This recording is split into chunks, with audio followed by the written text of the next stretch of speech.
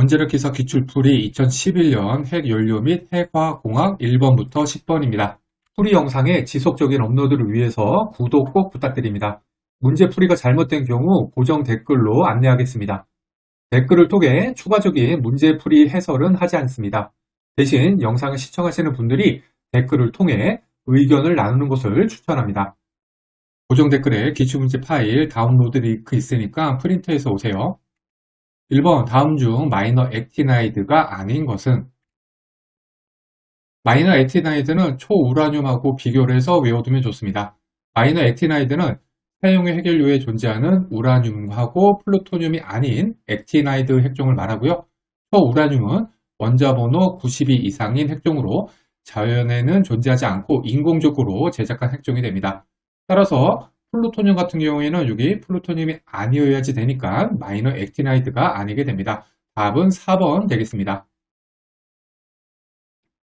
참고로 초우라늄은 짧은 반감기에 고방사성이며 플루토늄도 포함이 됩니다. 왜냐하면 우라늄이 92번, 플루토늄 94번, 92번보다 94번이 크기 때문이죠. 반면에 마이너 액티나이드는 반감기가 매우 길어서 이거는 짧았는데 이건 매우 긴 겁니다. 매우 길어서 처분 시 주요 고려사항이 됩니다. 2번 방사성 폐기물 처분 시설로부터 폐기물이나 방사성 핵종의 유출을 지연시키거나 제한하기 위해 설치하는 인공적인 구조물은? 처분시설의 공학적 방벽으로는 포장용기, 처분용기, 디체움제, 처분 구조물 등이 있습니다. 이 공학적 방벽의 기능은 폐기물을 물리적으로 고립시키고 물이 방벽 안으로 침투되는 것을 줄이고요. 또 방출액종은 흡착, 지연 등을 통해서 이동 속도를 줄이게 됩니다. 따라서 여기 보기의 설명은 공학적 방벽 되겠습니다. 3번 가학경소료형 원자력 발전소에 핵연료 피복관 재료로 하프늄 성분이 제거된 지르코늄, 합금을 주로 사용하는 이유는? 하프늄은 열중성자 흡수를 잘하기 때문에 제어봉의 원료로 사용이 되는 원소입니다. 따라서 피복관에서는 제거를 해야겠죠. 열중성자 흡수를 피복관에서 하면 안 되니까요. 따라서 답은 1번 하프늄의 열중성자 반응 당변적이 크기 때문에 이게 되겠습니다. 4번 방사성 폐기물의 관리의 기본 원칙이 아닌 것은? 이거 암기사항입니다. 보면은 방사성 폐기물 처리 기본 원칙, 농축 및 저장, 희석 및 분산, 지연 및 붕괴해서 저는 이제 농부 져서 희분이가 지붕에 올라감 이렇게 조금 유치하게 한번 외워봤습니다. 답은 4번 신속 배출 되겠습니다. 원자로에서 핵연료가 연소됨에 따라 핵분열성 물질이 감소되는 현상을 핵연료 습식 저장조의 핵임계 해석에 저장하는 개념은? 요거 답은 4번 연소도 이득인데요. 연소도 이득, BUC, 번호 크레딧은 핵연료의 중성자 조사 및 핵연료 연소에 따른 반응도 감소를 고려해서 임계 안전성 해석을 위한 개념입니다. 조금 말이 어려운데 쉽게 생각하면은 연소도 이득에 따라서 사용의 핵연료가 신연료보다 반응도가 더 작아지게 됩니다. 반응도가 더 작아지게 되기 때문에 더 많은 핵연료를 습식 저장조에 저장할 수 있게 된다. 이 정도 개념만 알아두셔도 되겠습니다. 동일한 면적에 많이 저장을 해야지 경제적이니까 또 연소도 크레딧을 적용하는 것은 중요한 개념이 되겠습니다. 참고로 연소도의 단위는 MWD/MTU로 열출력으로 계산을 해야 됩니다. 따라서 연소도 계산하는 문제에서 만일에 전기 출력이 나오게 되면은 요거는 열출력으로 변환해서 계산해야 됩니다. 6번 사용핵연료 재처리 시설에서 발생되는 고준위 액체 방사성 폐기물을 고용화하기 위해 가장 많이 사용되고 있는 재료는?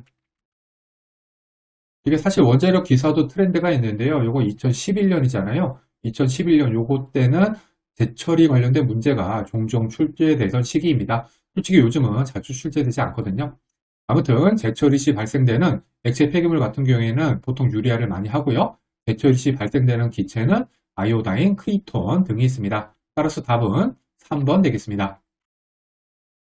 7번 연료를 노심에 장전하기 전 시급이나 운송 시에 피복제 내에서 펠렛이 이동하는 것을 방지할 목적으로 넣는 구성품은? 연료병 제조 공정을 한번 살펴보면요. 피복관 하부를 공단 마개로 용접을 하고요. 그다음에 피복관에 소결체를 잡입을 하고 이 소결체를 연료봉 내에 고정시켜주는 플래넘 스프링을 삽입을 합니다. 따라서 4번, 2번 되겠고요. 그 다음에는 상부 복납마개를 용접을 합니다. 그리고 상부 복납마개의 피노를 통해서 헬륨을 주입해서 예압을 하게 됩니다. 참고로 주기 말에는 해결료 연소로 발생된 가스의 내압으로 인해서 피복관이 지지가 되는데요. 주기 초에는 이 발생된 가스가 별로 없기 때문에 이것을 대신하기 위해서 헬륨을 주입해서 예압을 합니다. 8번 경소로의 비순환 핵주기를 바르게 표현한 것은 이거 암기사항이죠. 채광, 정년, 변환, 농축, 재변환, 성형 가공 요 순서를 거칩니다. 여기 문제에서는 요 재변환을 생략하고 보기가 나왔네요. 일단 답은 여기까지 보면 2번이 되겠고요. 보시면은 그 다음에는 원자로에서 연소되면은 사용연료가 발생하고 그거 저장한 다음에 처분. 답은 2번 되겠습니다. 원자로에서 연소되어 나온 핵연료 같은 경우에는 손해 또는 소해에 저장한 다음에 처분을 하게 되는 게 이게 비순환 주기가 되겠고요. 만일에 순환 핵주기라면은 여기에 재처리가 들어가야 되겠습니다.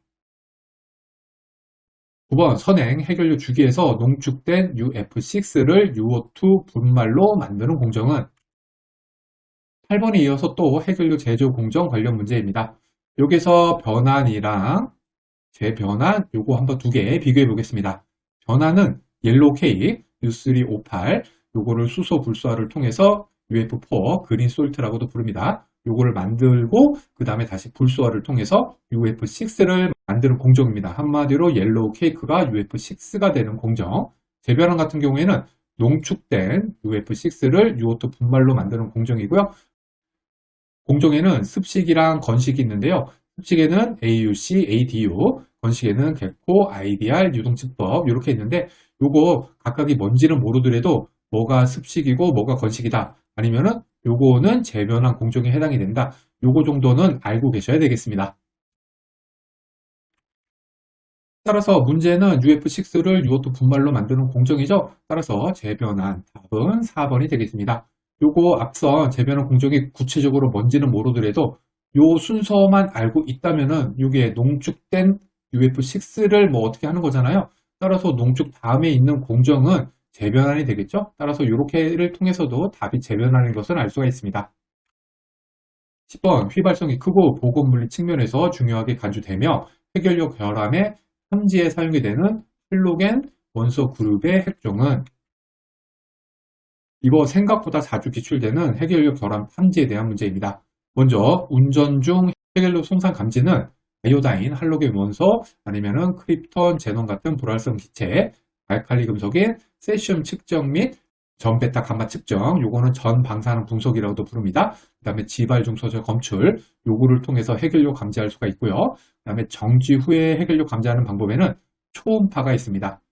따라서 정답은 아이오다인, 할로겐 원소, 답은 1번 방사성 옥소 되겠습니다.